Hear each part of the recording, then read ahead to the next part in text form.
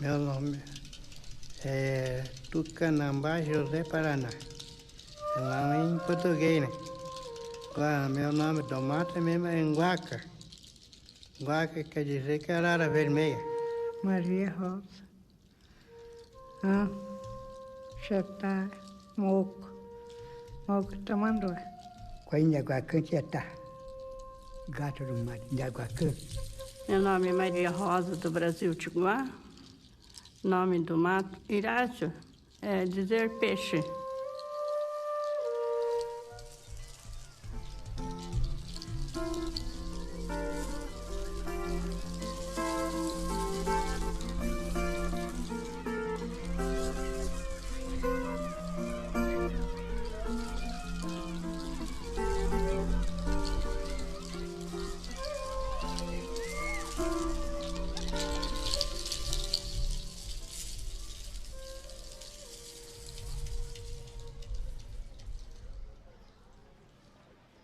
Eu vou falar para vocês sobre usos, costumes e curiosidades do tribo Xetá.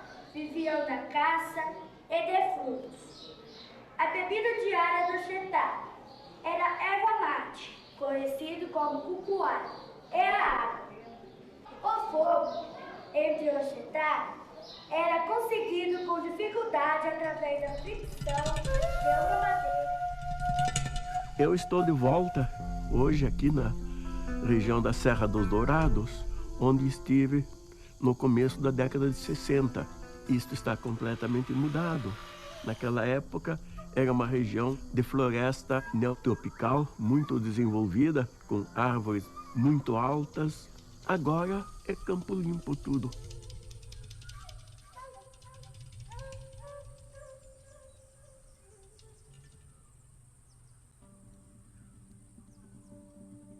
Porque a terra está totalmente esgotada também. Então a devastação foi muito grande e havia interesse, não é, uma ganância dominante, né? Destruíam toda aquela floresta e não aproveitavam madeira nenhuma. Madeira de lei era toda incinerada, eles queimavam aquilo, ficava queimando meses.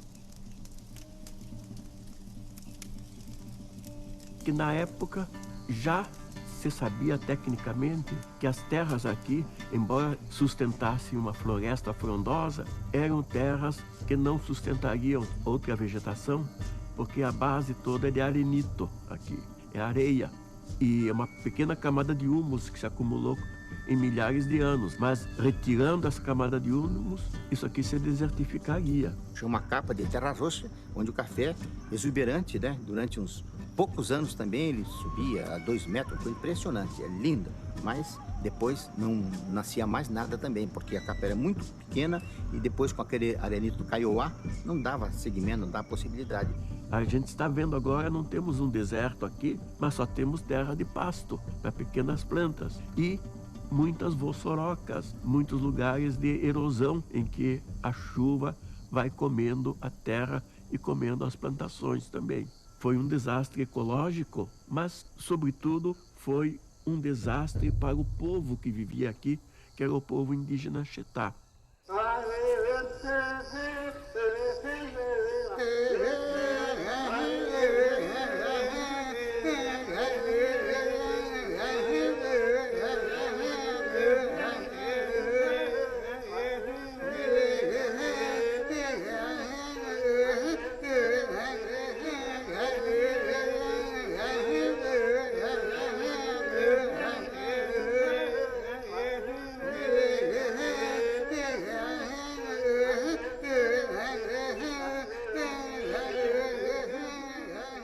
Os Xetá, eles são naturais da região que fica à margem esquerda do Ivaí até a foz com o rio Paraná. Estavam sem agricultura, só vivendo da caça e da coleta de produtos naturais.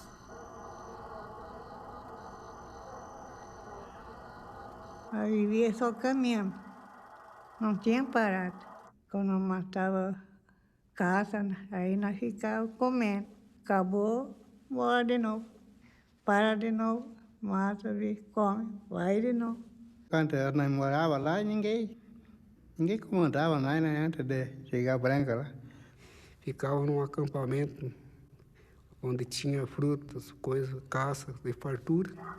E quando começava a escassar, eles mudavam o acampamento para outro. Aí ia para lá, ficavam 2 meses, 3 meses, talvez mais. E assim eles iam mudando, até retornar do local onde eles saíram, que daí já tinha fruta, já tinha outras coisas mais, né? E ia na água, tomava banho, fazer bagunça na água, criançada. Nós vivíamos naquele período do rio lá. Naquele tempo era mata mesmo, tinha muita caça. Agora ficou só um capãozinho do mato lá agora. E essa região foi a última região no estado a ser colonizada. Meados da década de 40, já se começava as frentes de colonização cafeeira a avançar no sentido do norte para o noroeste. Na época, a Companhia Cobrinco pôs anúncios nos jornais do Paraná, de São Paulo e do Rio de Janeiro, dizendo que estavam à venda as melhores terras para o futuro dos cafezais aqui. Então estavam surgindo compradores de várias partes do país. Circularam notícias na imprensa de que aqui nesta região os agrimensores tinham visto índios selvagens. O qualificativo selvagem é sempre do branco para com o índio. Se o índio não veste roupa, ele é selvagem, deve ser feroz, deve ser perigoso. Foi quando avisaram ao STI sobre a presença indígena na região. Essas notícias chegaram à imprensa e, aparentemente, o que houve é que os senhores que estavam se intitulando proprietários primeiros dessas terras trataram de abafar essas notícias para não espantar os compradores, não estragar o negócio. E a maneira que se achou de abafar a notícia da presença de índios foi acabar com os índios. E assim a maioria do povo Chetá foi exterminada. A minha mãe morreu quando eu estava na testa da minha mãe. Daí meu pai tirou eu da minha mãe. Daí eu disse para meu pai, a minha mãe está dormindo. Não, não está dormindo, já morreu. Em função das penetrações das frentes colonizadoras, o grupo se viu forçado a ir recuando cada vez mais, se afastando de outros pontos onde viviam e se dispersando por algumas outras regiões dentro dessa região noroeste do estado. Nós tínhamos medo, né? Matasse nada. Daí nós corria, né? Nós ficava lá no mato. O branco matava a tiro. Para limpar a área na terra lá, né? Os outros contavam para mim. Houve, de fato, aí uma ação que hoje nós chamamos de genocida. Quando eles decidiram buscar o contato, eles foram muito numa perspectiva de tentar uma aliança. Eles já estavam morrendo, muitos deles. A vida deles era fugir dia e noite. E eles pensavam que nessa aproximação eles poderiam ainda resistir. Nessas fugas, muitos deles acabavam encontrando às vezes alimentos ou às vezes recebiam alimentos em lugares por onde passavam e comiam essas comidas. Uns não chegavam nem na aldeia, acabavam morrendo por onde estavam. E isso eles atribuem, né, a carnes envenenadas. Um dos índios que colaborou na expedição em que eu fui no ano seguinte, o Nhango, que me contou que tinha saído para caçar. Ao voltar na aldeia, encontrou as casas todas derrubadas e as pessoas mortas. Encapuzados e com arma, mataram as pessoas. Alguns conseguiram fugir, algumas pessoas. E depois de morto todo mundo, para apagar os vestígios, eles puseram fogo na aldeia, que isso não apareceu na imprensa. Aparece que o Nhango, o grupo dele, tinha morrido em função de doença, quando na verdade a história que ele conta, que os Chetá hoje mais velhos contam, que houve na verdade foi uma chacina, né? Uma outra prática dos colonizadores, principalmente das companhias de colonização, que essa, inclusive, sai na imprensa e é pedido providência, mas ninguém toma as devidas providências, que era de pôr os índios em cima de caminhões da companhia de colonização, na época Cobrinca, e sair com os índios, deixando esses índios, sabe-se Deus onde. Né? Ninguém sabe o destino dessas pessoas que foram colocadas nesses caminhões e soltos ao vento, que ninguém consegue saber onde foram parar. Há uma boa que não mata, né? Agora há uma ruim mata. Se já alma da pessoa que mata outra pessoa também. A alma é meu. É a alma da pessoa, né, que sai do corpo. Nós estávamos numa turminha pesada, aí eu estava derrubando a fruta para ele e eu estava trepado na árvore. Daí chegaram os homens lá, né? Daí correram tudo. Daí ficou só eu em cima da árvore, daí os outros mostrou ele lá em cima, daí correram, né? Daí desci, daí os homens me levaram lá pro acampamento. Deve ter sido terrível serem apanhados por pessoas que eles não conheciam, que eles não entendiam, que não os entendiam, mas que usavam de força contra eles, de violência, só no pegar e tirar das suas famílias. Porque em vez de deixar, como no caso do Tuca, que o menino que foi apanhado descendo de uma árvore corresse atrás dos adultos que fugiram dos brancos, seguraram o menino e levaram para o seu acampamento. Isso é uma violência enorme. A criança deve ter ficado terrificada completamente, porque em vez de tentar uma aproximação, mandaram a criança para Curitiba. E em Curitiba foi retida lá. Eu não sabia falar nada, né? Eu sentava lá e chorava só. Me lembrava no mato, saudade do meu pai, né? Tudo. A mulher que é minha madrinha, ela disse que eu me calei e fiquei 1 ano sem falar, nada. Ela disse que vestia roupa em mim e eu arrancava a roupa à noite e ia na boca do fogão, esquentar. O próprio Tuquen e o Tuca dizem, né? Deram a gente que nem bicho, cada um pegou a gente, levou para criar, um levou porque era bonitinho, o outro levou porque tinha que civilizar, o outro porque tinha que evangelizar, e nisso eles cada um foram para um lado. Naquela época, nas universidades, muito pouca gente percebia o interesse por esses povos, interesse científico, cultural. Mas, precisamente, na Universidade Federal do Paraná, havia um professor particularmente interessado, que era o Dr. Loureiro Fernandes, professor de antropologia. Foi organizado, então, uma expedição a esses índios, então. Foi organizada pelo Serviço de Proteção aos Índios e pelo Departamento de Antropologia da Universidade. Ele percebeu logo o interesse de estudar os Chetá, quando apareceram. Só que ele não era um homem tão prático assim. Ele recorreu a uma pessoa prática que era o Dr. Vladimir Kozak, um engenheiro eletricista, mas que, por vocação, era um grande cinematografista. Sempre viajava junto, ele filmava lá. Filmava, tirava foto e tudo.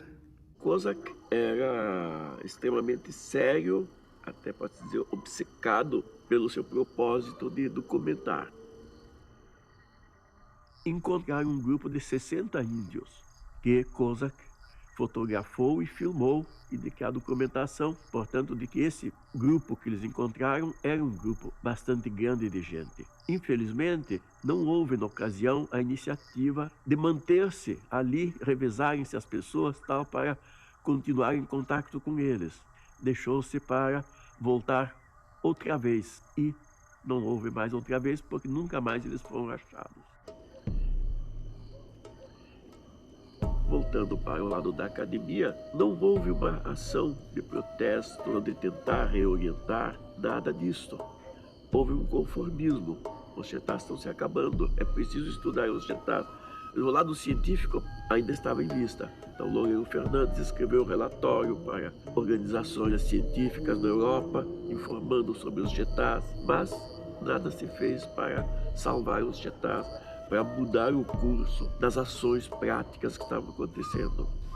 Do lado da sociedade civil, das autoridades, o interesse foi de encobrir. A impressão que tenho hoje é de que esse interesse de encobrir acabou silenciando também o único órgão que, na época, seria responsável por agir em favor dos índios, que era o Serviço de Proteção aos Índios. Outra ação do Serviço de Proteção aos Índios foi que espalhou os poucos índios que foram achados, os sobreviventes, cada um num lugar diferente, em vez de reuni-los para que continuassem constituindo uma comunidade. Travou tudo nós, né? Travou nós tudo. Muitas vezes meu pai começava a contar a história para mim, ele chorava muito, porque mudou muito, né? E naquilo eu me emocionava e eu começava a chorar junto com ele.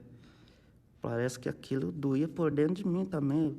Parece que eu sentia mais do que ele. E assim se desfez o Pombochitá. A área estadual, a área federal e determinados segmentos da sociedade, salvo raríssimas e honrosas exceções, eles não fizeram nada para deter esse extermínio dos chetás e não fizeram nada para amparar essas crianças que foram roubadas dessa nação.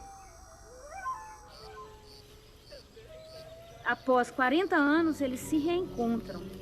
Se reencontram não só fisicamente, mas na memória, porque a memória deles se intercruza. Hoje nós estamos em 7 chetás puros, mas com descendência dá 90 pessoas. Eu me sinto mais chetada do que Caigangue.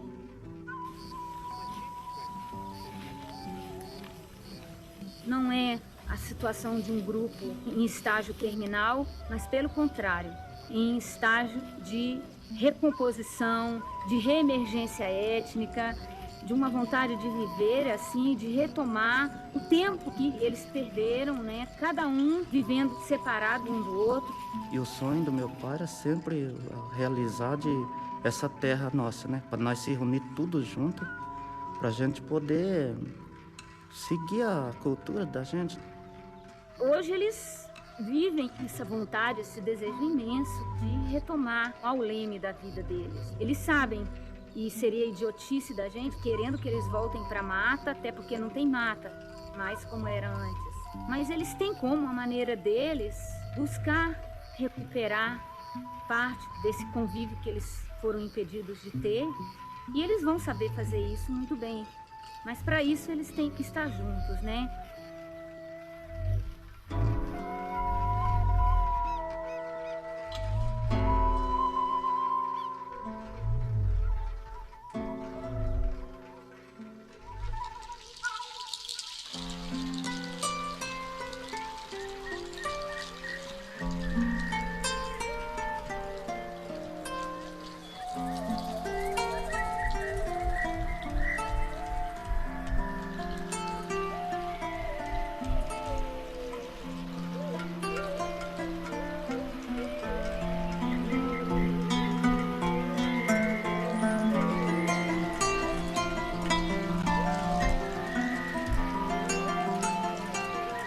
Muita coisa histórica, para contar tudo, não tem vinda para contar tudo. É muita história para contar.